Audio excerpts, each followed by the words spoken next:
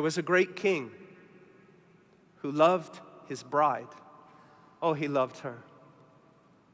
And he always dressed her in the simplest yet most elegant white linen. She needed no audacious colors on her face. She needed no wild hairdos. She was beautiful, simple, elegant, pure, godly, beautiful. And one day this king goes on a long journey and he calls you as a steward. He says, I'm going to entrust my bride to you. I'm going to be going. I've laid out for you in a book every rule I want you to maintain. I want nothing changed. Nothing changed. Steward, you be faithful to carry out this book. Well, the king goes, and he's been away a long time. And all of a sudden, the steward begins to realize that the people in the kingdom they're losing interest in the king because they're losing interest in the bride. She's too simple, too prudish, rather boring. She's out of step with the times. And so this steward thinks in his mind, aha, I've got it figured out. He calls her in.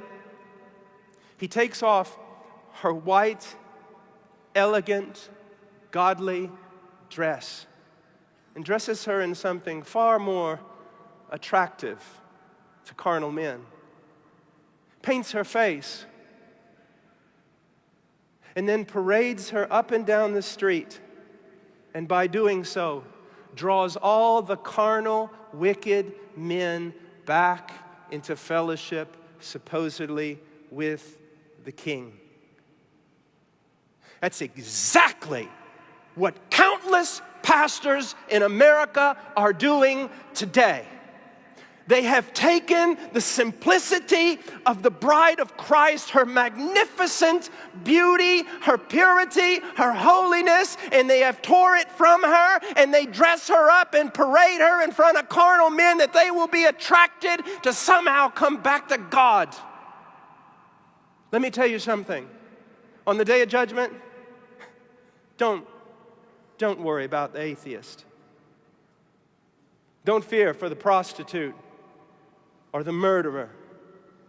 You want to fear for somebody on the day of judgment? You fear for a large number of evangelical pastors who have departed from the Word of God and are parading the church in a dress, a garb that God never intended her to wear. Many times I pray, Lord, increase your fear in me. Increase your fear in me.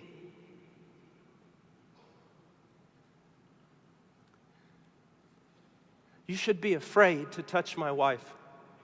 Terribly afraid. Oh, but how much more afraid should you be to touch the bride of Christ and do anything with her that is not found in this book?